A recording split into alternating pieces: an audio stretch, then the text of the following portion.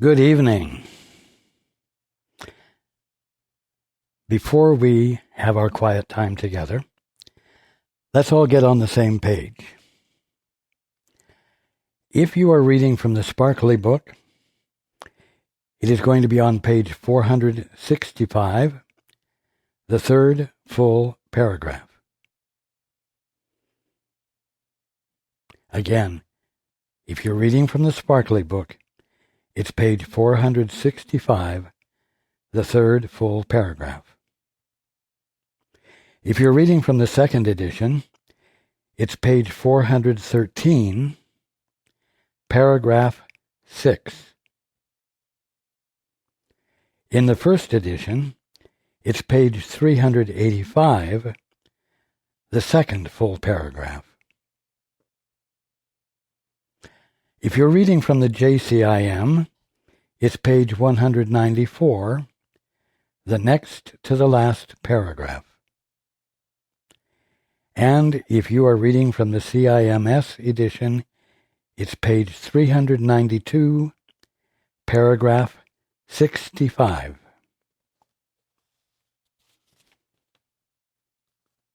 Okay. Let's take a few moments to be quiet together.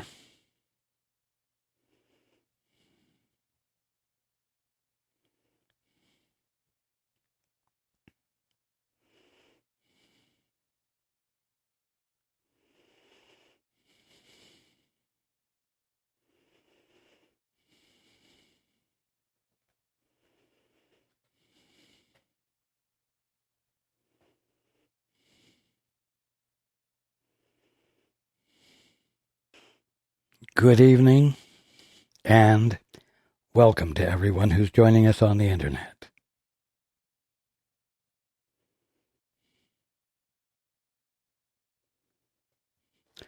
Let's go back to the beginning. A little refresher helps. In the beginning, there was peace. In the beginning, there was fullness. In the beginning, there was indivisible wholeness. In the beginning was the experience of omnipotence. The only thing was that omnipotence wasn't something enacted by the sons and daughters of God. It was rather experienced as invulnerability, the absence of any call for any act of authority whatsoever. And being, the experience of being, was the conscious experience of the movement of creation in its pristine perfection, because there was nothing present in the omnipresence of God to create a distortion of any sort. And so again, in the beginning, there was peace. Then, as we've discussed through the years, a decision was made by two or more sons and daughters of God. They said to each other in so many words, let's pretend that the tree is not an idea, but is something quite physically tangible in its own right, and it derives its life from moisture from the ground it is growing in, and in fact, it is growing in the ground. Let's decide that for sure. It is not what we have experienced it to be, the ever-present, illuminated presence of the love of God exhibiting life, truth, intelligence, principle, mind, soul, and spirit, as is the ground, as is the moisture, and nothing is living off of anything else. But no, let's pretend otherwise. Let's agree together. Let's decide to imagine and make commitment to our imagination.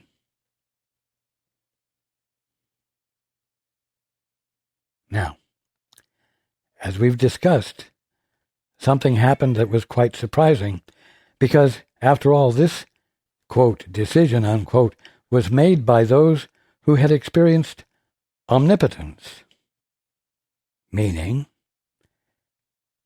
invulnerability, eternal, unchangeable harmony of being.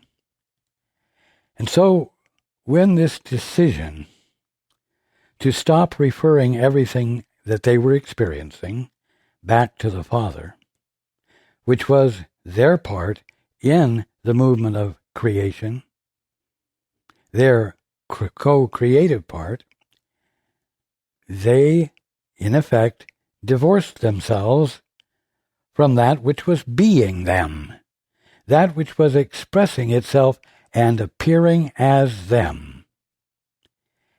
And the surprise was that the experience of omnipotence vanished. It wasn't expected, because the decision was being made by those who knew they were omnipotent. Now, two things came into play instantaneously and automatically. And the reason it came into play was because it was the innate sanity of the sons and daughters of God who were going to pretend to be disconnected from their source. The sanity that was making it clear at an experiential level that they could not become something less than what the Father was being them as, couldn't happen without the experience of dissonance, something that said, don't do this, it is impossible, you will discover the impossibility of it, and while you are discovering the impossibility of it, you will not be comfortable, because you will be in a state of self-denial. And two things came into play, like two sides of a coin. The first was fear, although they didn't come in a specific order, they came simultaneously, and the second was guilt. Fear and guilt inundated them. Nevertheless, because they still knew they were omnipotent, even though they couldn't understand why they weren't experiencing it, they insisted upon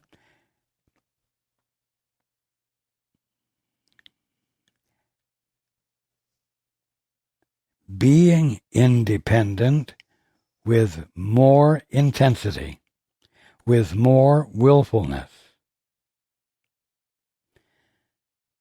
The act of independence was the obstacle to peace.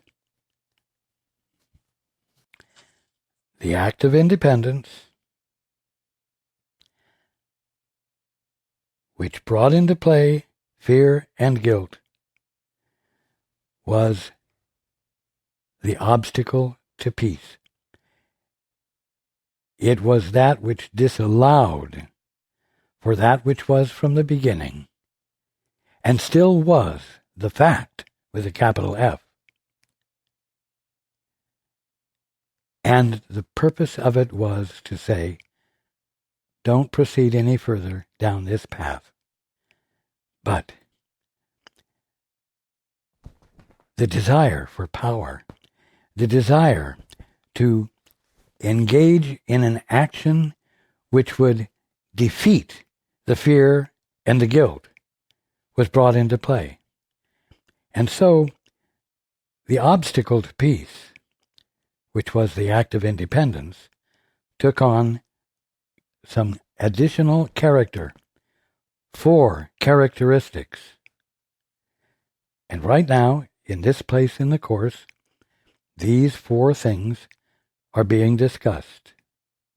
And we are resuming in the second section of the Obstacles to Peace, entitled, The Belief the Body is Valuable for What It Offers. And although I said we would start on a certain paragraph, I am moving back to the beginning, about 6 paragraphs, of this section. It says, we said that peace must first surmount the obstacle of your desire to get rid of it. Interesting. Now we've discussed this previously. But why would you want to get rid of the peace? You would want to get rid of the peace because it would mean you would lose this sense of authority, this sense of independent power,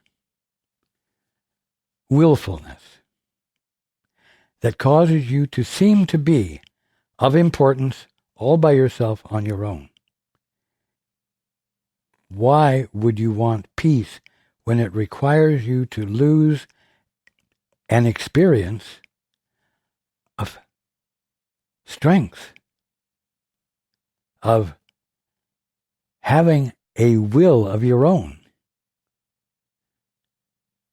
Well, only because you don't realize that it's an illusion.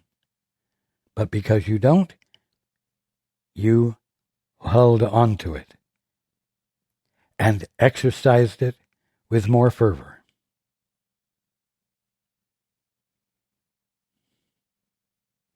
Where the attraction of guilt holds sway, peace is not wanted. Well, you know, this will come up later, another reason not to abandon this thrill, the hit of independent, willful action, and the promise of personal power that it seems to hold.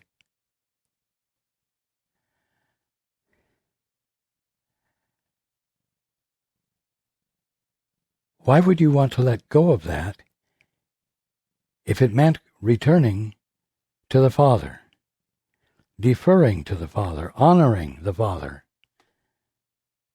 Wouldn't your disobedience be punished?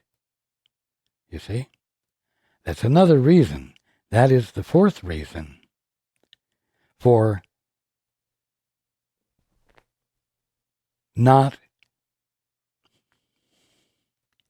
embracing your peace once again. And that's an illusion too, caused by the fact that everything you're perceiving now is in the imagination and isn't true and isn't real. Again, where the attraction of guilt holds sway, peace is not wanted. And let's be very clear. If you are not joined constantly with that which is nothing more than your right mind, the Holy Spirit, and if you are not joined with me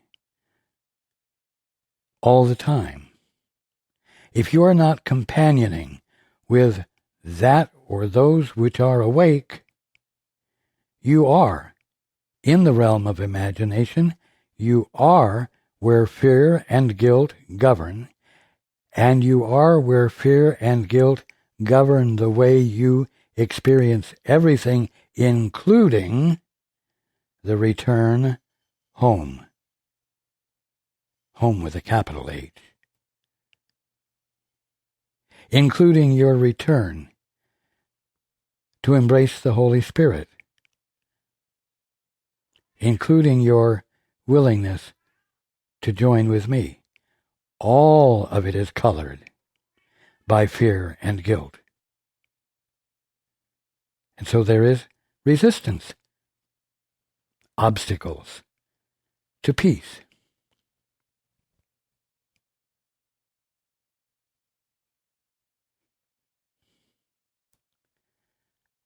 Now, to summarize what we've discussed in the previous chapter, the previous section,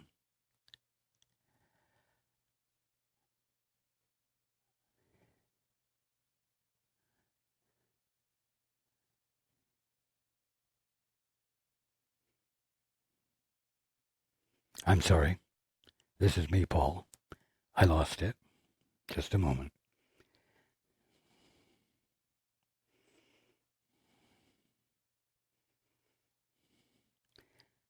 Continuing in the first paragraph of the Obstacles to Peace, Part 2. The second obstacle that peace must flow across, and closely related to the first, is the belief that the body is valuable for what it offers. For here is the attraction of guilt made manifest in the body and seen in it. Now, we've already covered this in the last meeting, but to summarize it, the body is your means of presenting force to your willfulness.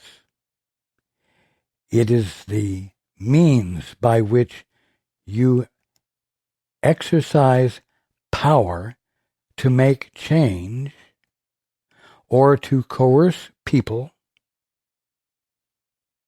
whether it's through fistfights, whether it's through a caress, whether it's through a loud voice, whether it's through a physical demeanor that expresses commitment and therefore apparent strength, and so on. You use the body as the means of exerting force, literally, to make change. And in this state of independence, governed by fear and guilt, you have developed a theory, a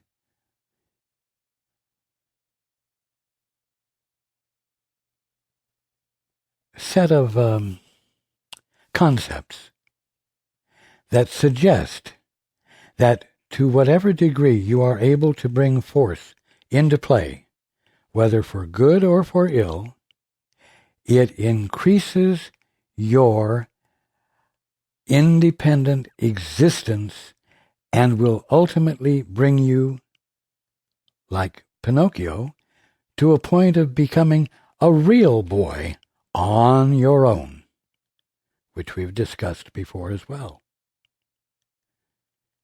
And so, put simply, the body is the second thing used as an obstacle to peace. Why would you abandon that which promises you reality without being connected to your source, and brings into play capacities of thought and reason and logic that will cause you to succeed in this task? Capacities God gave you and set you free to utilize so you could make something out of yourself. That's the theory that has arisen out of independence and the resulting fear and guilt. It's the obstacle to peace. Why is peace important? Because in the silence of your being, when your independent chatter of the mind and the willfulness with which you use your mind for purposes other than peace,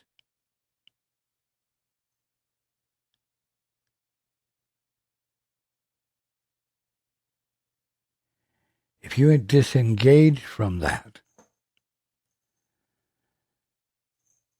you are afraid that you will succumb to all of the worst. Everything will collapse. There will be no order. But that's because in the realm of fear and guilt, you can't remember that order and peace were the first law of being. Peace was in the beginning. Peace, because God hasn't changed, is still in the now, in the present.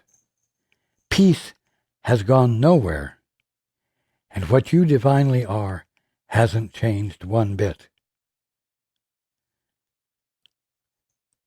Recognizing the obstacles to peace and abandoning them puts you at the threshold of remembering who you divinely are. It puts you at the threshold of hearing the Holy Spirit remind you gently but firmly and encouragingly and lovingly of what it is your birthright to be consciously experiencing instead of fear and guilt and everything you have associated with it. The end of the obstacles to peace comes in the holy instant. It comes in the two-step, where you shut up, and in the genuine, humble silence that is present, you reach out beyond any of your best thinking, and you say, Father, Holy Spirit, what is the truth here? What is it? What is the experience that it is my birthright to be having, which I lost the experience of when I decided to try to be independent and cherish the independence? And then stay in the silence. Continue to bring your attention to the threshold of awakening, the threshold by which you abandon your independence.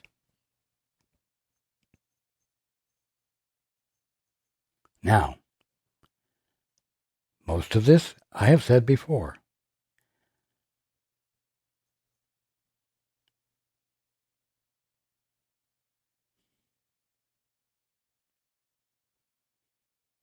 In the silence, when you are genuinely, trustingly, humbly, and even sometimes humiliatedly listening, because you are feeling incapable and not objecting to it,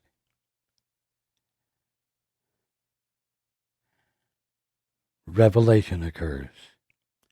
Inspiration infills you.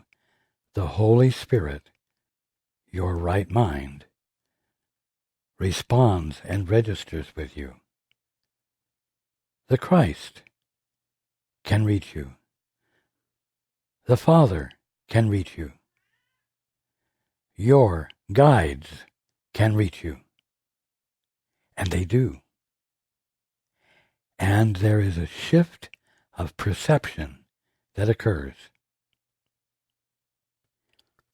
Peace is fleshed out with the experience of why it's incontrovertible, unchangeable, eternal, and why it's an excellent description of the omnipotence of your being, the invulnerability of your being. That means that authority never has to be brought into play for self-defense. And this changes your perceptions about your brothers and sisters and about your world. Now, continuing into the fourth paragraph of this section, it says, peace is extended from you only to the eternal, and it reaches out from the eternal in you.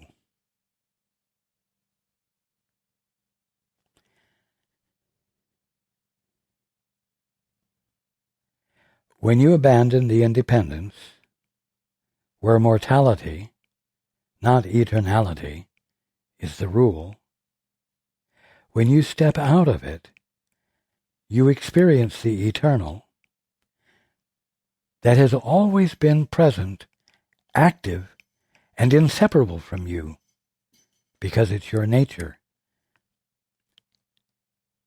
instigated by the Father's act of self-expression.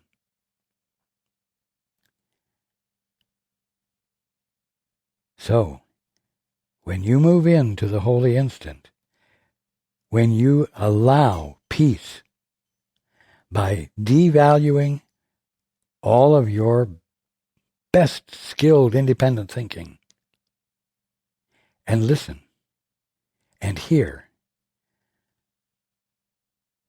you move out of that realm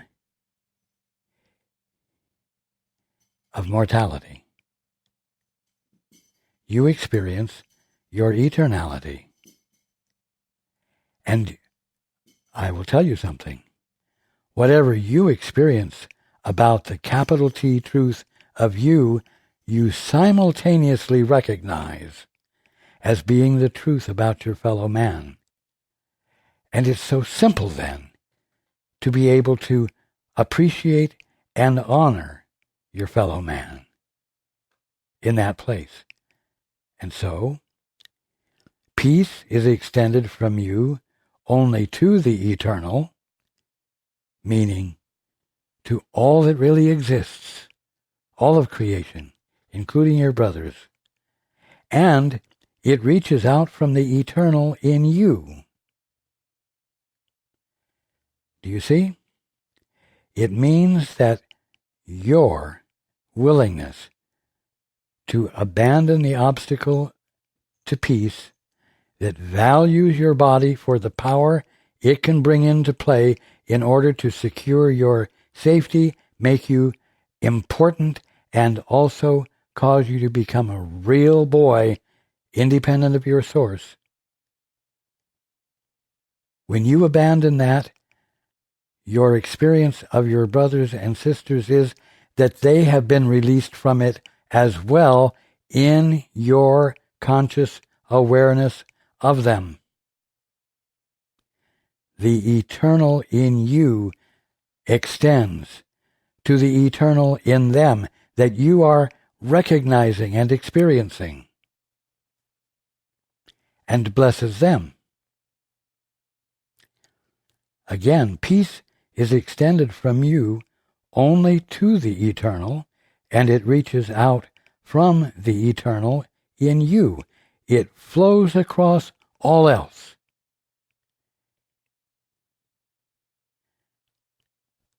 The second obstacle, the valuing of the body and not wanting to let go of the good it brings to you, the second obstacle is no more solid than the first. For you will neither to get rid of peace nor limit it.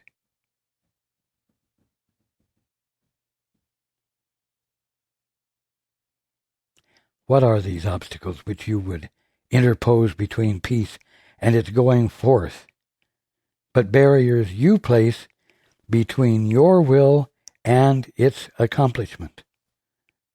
This is important. You place barriers between your will and the accomplishment of your will. But this is not speaking here of your human will, or I will put it this way, your divine will perceived through the lens of fear and guilt, which cause it to seem quite separated from that which placed it in you, and continues to express it in you as you at this moment. You want communion, not the feast of fear. That's your will.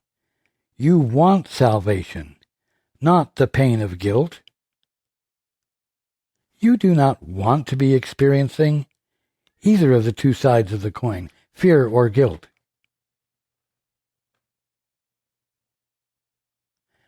But as long as you choose for fear and guilt, and the wonderful challenge of overcoming them all by yourself, you keep fear and guilt alive and block your willingness to let your true will be accomplished. And you want your Father, not a little mound of clay, to be your home. Now, you have paid very dearly for your illusions, and nothing you have paid for brought you peace. Are you not glad that heaven cannot be sacrificed, and sacrifice cannot be asked of you? It's impossible for the omnipotence of God to be overthrown by a puny little willful act of imagination. It's impossible, and no matter what you've thought you've done, you haven't done it. And whatever you think, because of your fear and guilt, that you will be punished for, you never did. Therefore, punishment is not awaiting you, but like the prodigal son, embrace, and the abundance, the infiniteness of the Father is bestowed upon you. Not because you didn't have it and the Father finally brings it to you, but because you're not blocking what was never taken away from you except that which you chose to ignore in the excitement and fun of trying to be something you cannot be and overcoming the dissonance of fear and guilt that accompanied it. This has to be becoming clearer and clearer.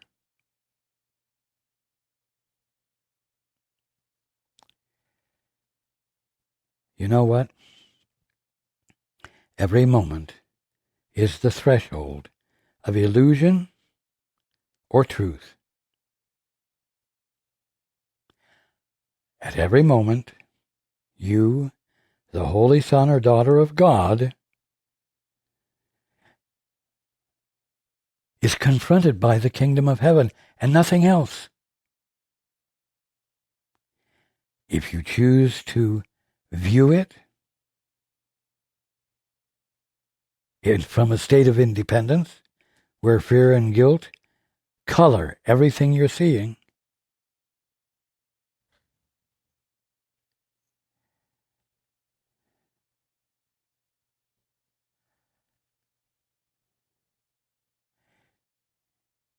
you seem to have lost your holiness. In fact, it's hard to believe that you really are holy. But your holiness has not deteriorated or declined in the least through all of this imagination.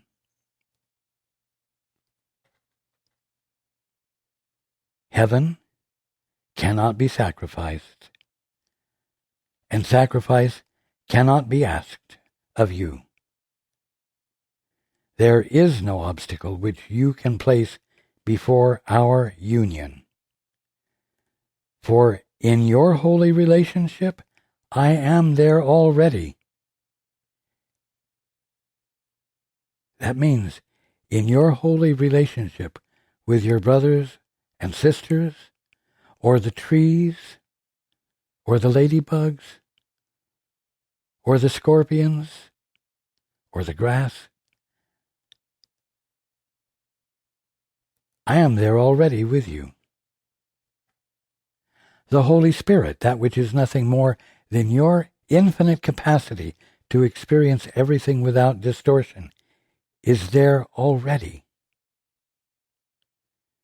We will surmount all obstacles together, for we stand within the gates and not outside. What does that mean?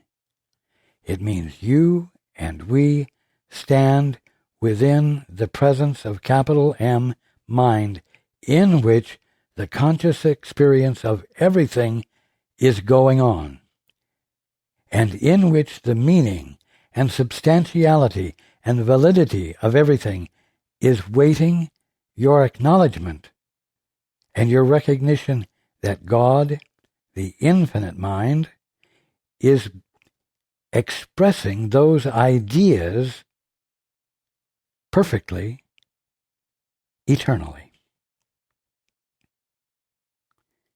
How easily the gates are opened from within, meaning from the presence of mind that you are, to let peace through, to bless the tired world.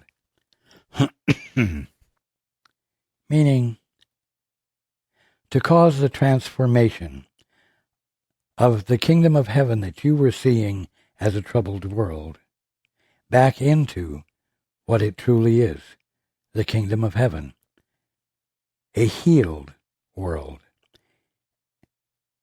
creation with no more distortions blinding you to its glory and your glory, because it's your role to be co-creator in the movement of creation. Can it be difficult for us to walk past barriers together when you have joined the limitless, and I'm going to add, instead of the finite? You're not alone. You're accompanied by your very own divinity, the Holy Spirit. You're accompanied by me. You're not accompanied by the Father.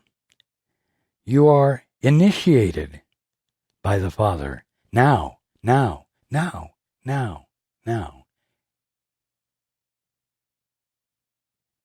The eternal idea that you are is constantly infused with the brand new expression of the energy of God.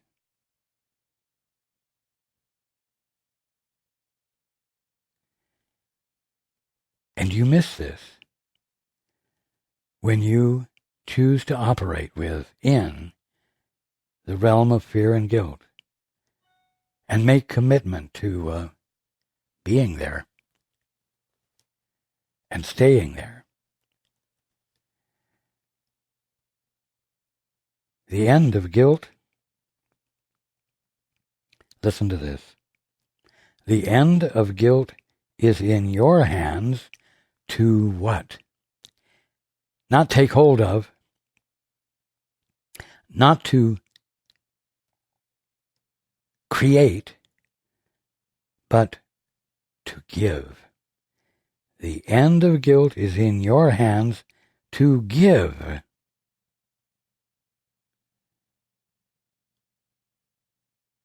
That means engaging in forgiveness. That means looking at the kingdom of heaven and withdrawing your misperception, your highly valued misperception, which gives you a feeling of importance that you're unwilling to let go of because you need to know that there's something valid about you, but you can't see it when you're looking through the lens of fear and guilt. The end of guilt is in your hands to give. Would you stop now to look for guilt in each other? Would you? Would you stop now to look for guilt in each other?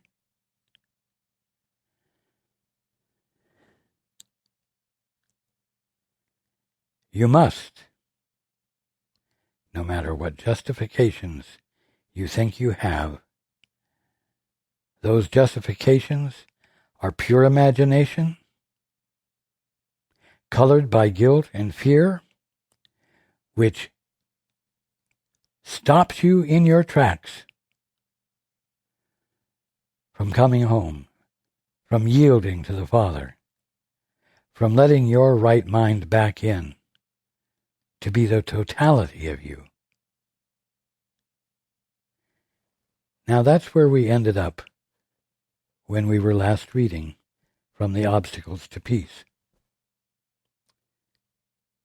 Continuing, let me be to you the symbol of the end of guilt, and look upon each other as you would look on me. In other words, look upon each other as the symbol of the end of guilt. Your brothers and sisters are holy sons and daughters of God. They are guiltless, no matter what the definition you are applying to them, no matter what the definition they are applying to themselves, when both of you are insisting upon looking at everything through the lens of fear and guilt. Forgive me all the sins you think the Son of God, meaning your brothers, your sisters, committed. Forgive me all the sins you think they committed, and in the light of your forgiveness, he, your brother or your sister, will remember who he is and forget what never was. You don't believe that. You have too much experience behind you to say that having faith in your brother doesn't always work, and with this one, it never has worked. And you believe yourself. You don't realize that this has nothing to do with your brother, but it has entirely to do with an idea in your own mind which has been put through the sieve of fear and guilt and is causing you to misapprehend your brother and sister. And as long as you are committed to that, you will not find your brother or sister remembering who he is, but rather reacting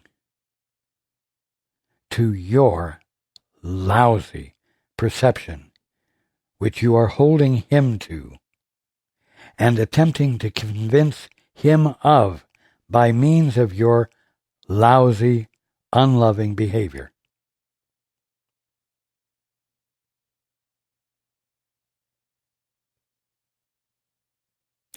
I ask for your forgiveness, for if you are guilty, so must I be.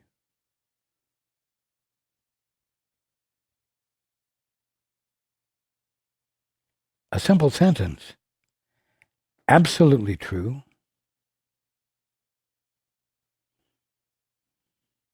life-changing. I ask for your forgiveness, for if you are guilty, so must I be. But if I surmounted guilt and overcame the world, you were with me. Would you see in me the symbol of guilt or of the end of guilt? Remembering that what I signify to you, you see within yourself. You look at me through the lens of fear and guilt, and it is hard for you to trust me. It is hard for you to let me in. It is easier for you to say that someone else has the talent to do it and you don't. That is the way you block me from registering with you and uncovering, revealing your divinity to you as an experience.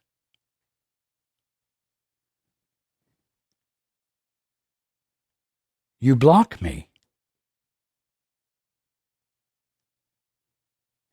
by relying on your pitiful assessment of your capacity or of me.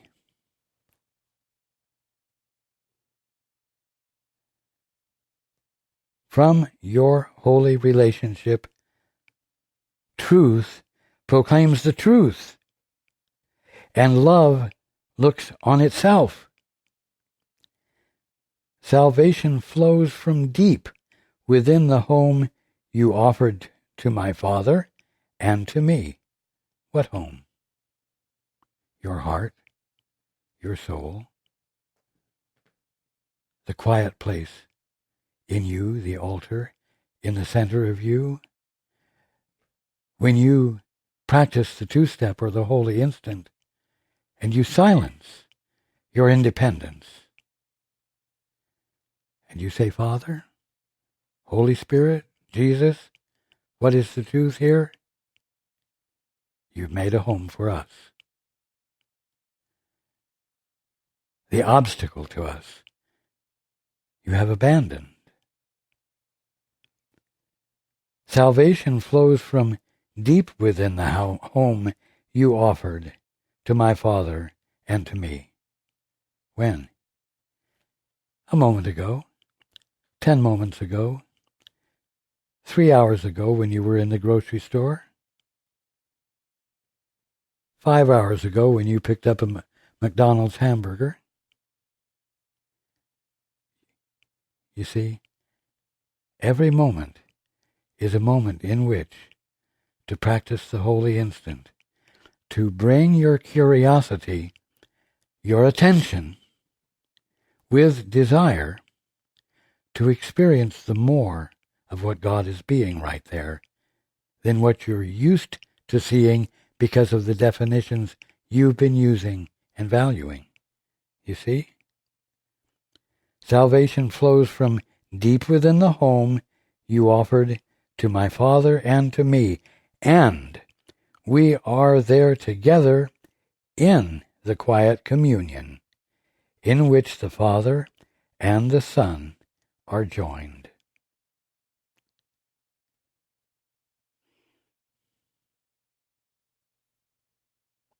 This is the way it works.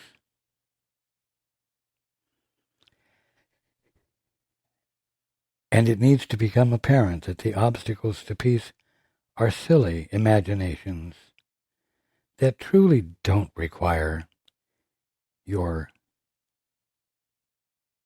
servitude, your allegiance, your commitment to.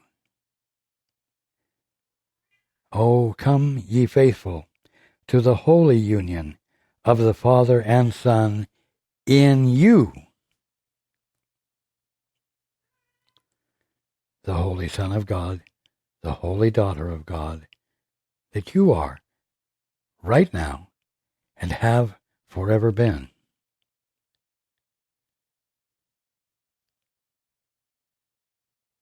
And keep you not apart from what is offered you, in gratitude for giving peace its home in heaven.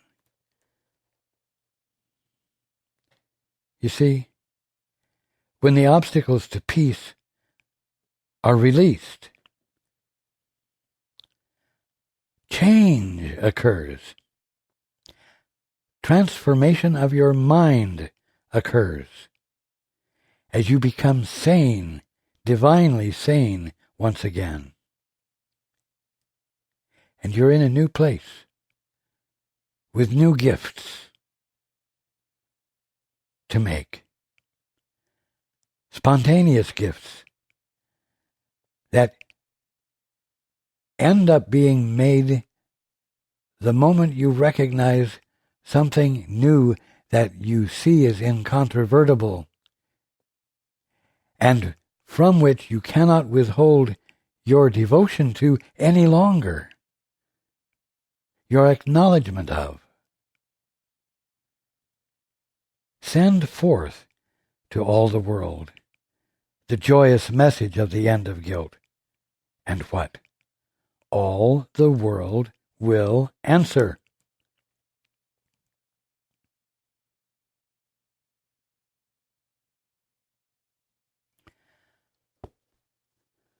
Not true, you say. Just look at the mess everything's in. And it's getting worse. And it's getting scarier. It's becoming more undependable. The rules of war are no longer being abided by, and random acts of hatred that can't be predicted because there aren't any rules of bad behavior that everybody has agreed to follow. And this makes it really scary. And this makes it seem as though evil is really real. You see.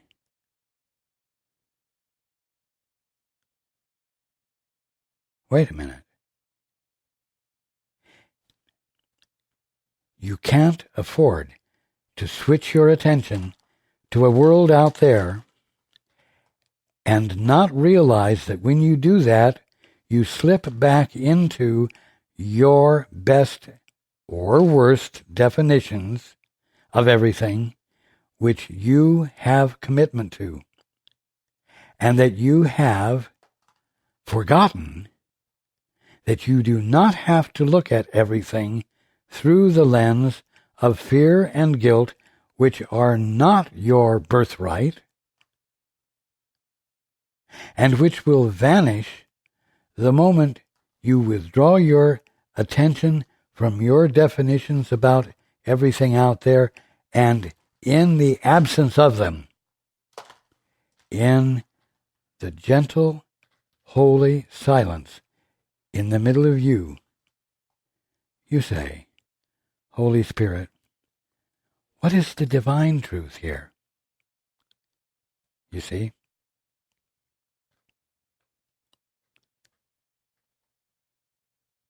As it has been said, you can never solve a problem from the level of the problem. You can never solve the effects of fear and guilt from the realm of fear and guilt. And so you have to bring your attention to another place. And that's the whole point of the holy instant.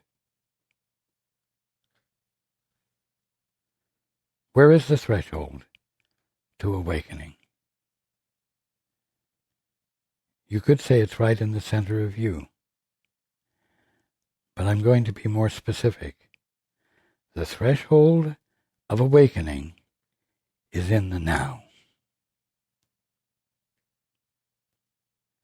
right now, if you abandon your thinking, you will be aware of where you are. You will be aware of the circumstances, the trees, the roads, the home, the furnishings, the people you're with. When you are not preoccupied with your best thinking, which takes you to the past or the future, and you silence it, in the silence, your attention will be in the now. The threshold to awakening is in the now. It isn't out there in anyone else's behavior.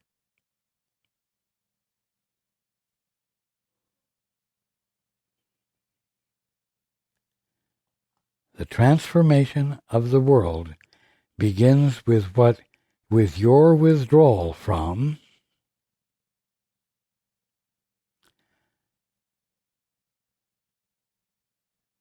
your great valuing of your independent self and the gathering together of power that you utilize through the use of your body as a means of securing your reality as something you could never be. When you abandon that, the way you see the world will change. When the way you see the world changes, when the way you see your brothers and sisters is a true approximation of what they divinely are, there will come from you a grateful, joyous recognition and acknowledgement of it. And this will transform. It's not better rules of war. And it's not the forceful, coercive manipulation of those who don't want to follow the rules but want to do that which is evil. You see?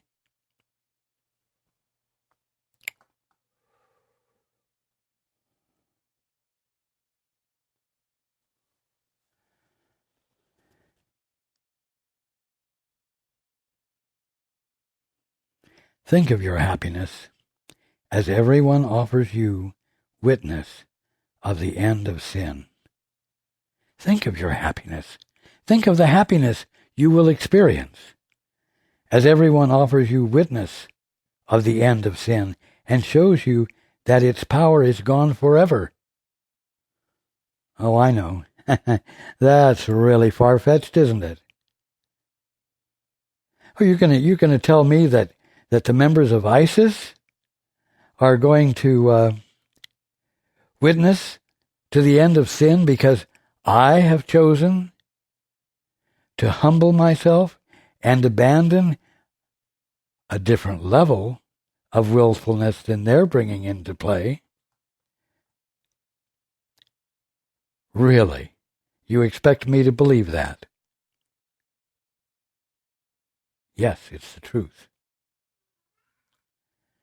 You will see everything falsely as long as you maintain an independent, willful commitment to seeing things the way you have decided to define them, or the way everyone else has decided that you should define them. It's that simple. And the release is that simple.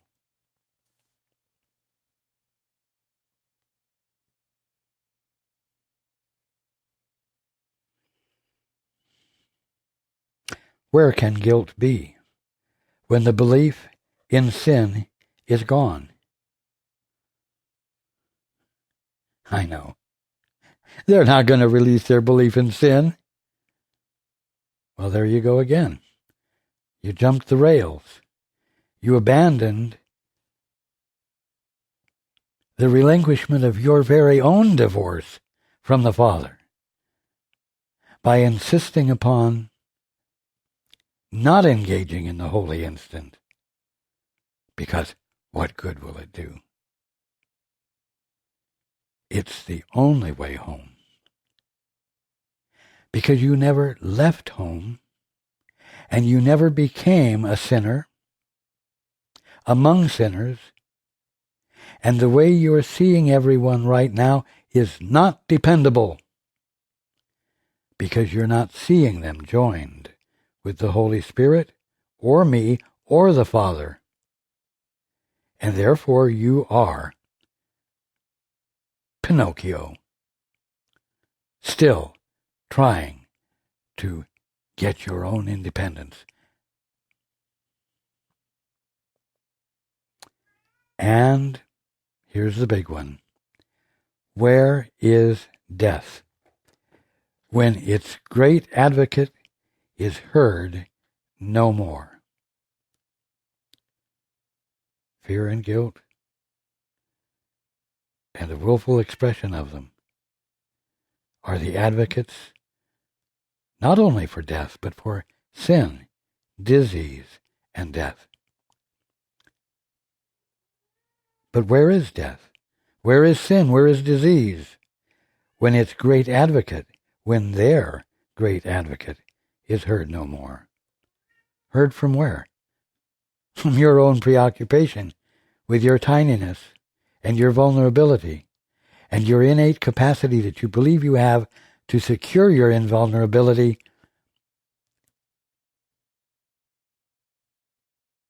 as an unhooked puppet.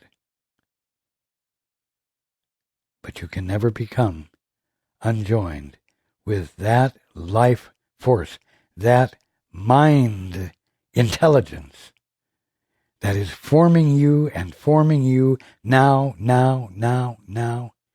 in absolute, unchanging perfection. Forgive me your illusions, and release me from punishment for what I have not done. In other words, stop blocking me.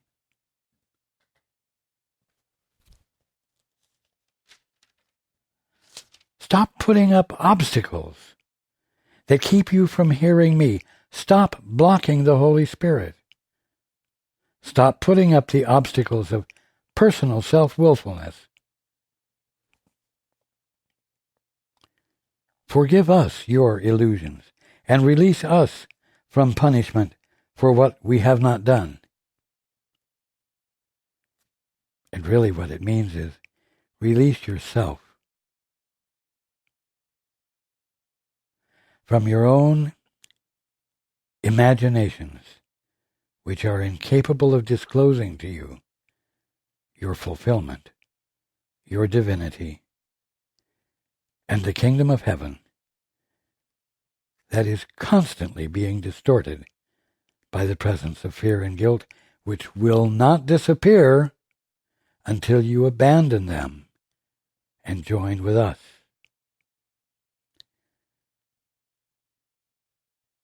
Forgive me your illusions, and release me from punishment for what I have not done. So will you learn the freedom that I taught by teaching freedom to each other, and so releasing me. Paul is releasing me right now. He is not withholding me. He is not saying, at this time, it's more important for me to be distressed by what my fear and guilt is confronting me with.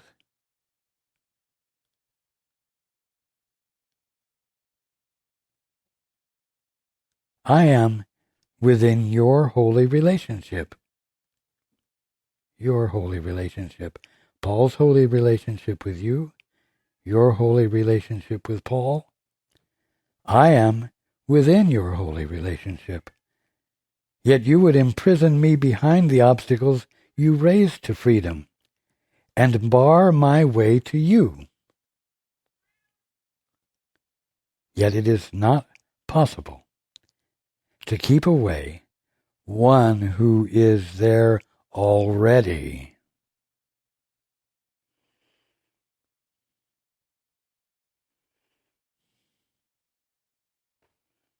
The Holy Spirit is with you already. It is you already in your infinite wholeness. I am with you already. The Father is with you already.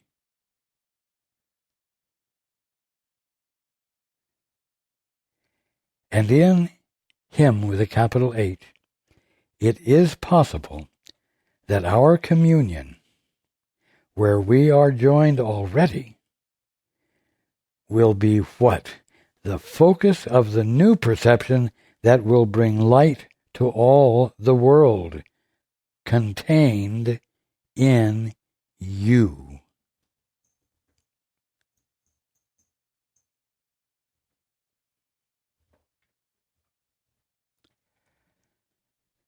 You are the presence of the Father in expression.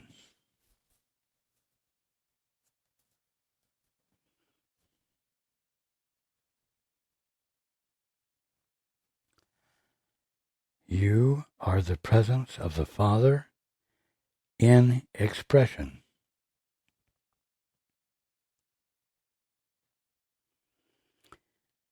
As with the Father, all there is for you to experience is the movement of divine mind. And all there is for you to do with it is to recognize it and acknowledge it as the presence of God, being all there is to everything, including you. And therefore, the clear, undistorted experience of reality lies in you like a bright light, that you will recognize the brightness of when you open your eyes up and stop providing an obstruction to the experience of it. Now let's remember, what is the what are the obstacles to? Peace. What was in the beginning? Peace. What is to become clear again? Peace. Because in peace is where God's laws reign supreme, where omnipotence, omnipresence, and all that reality truly is experienced.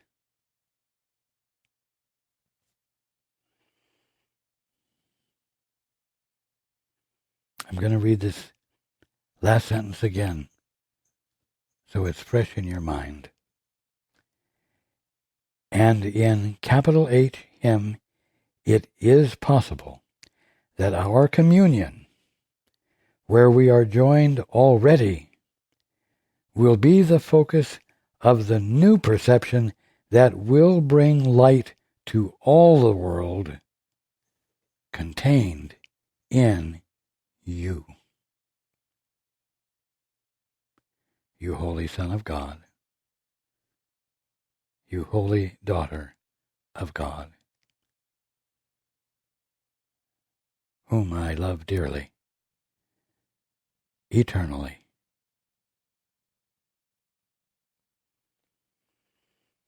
I look forward to being with you next time.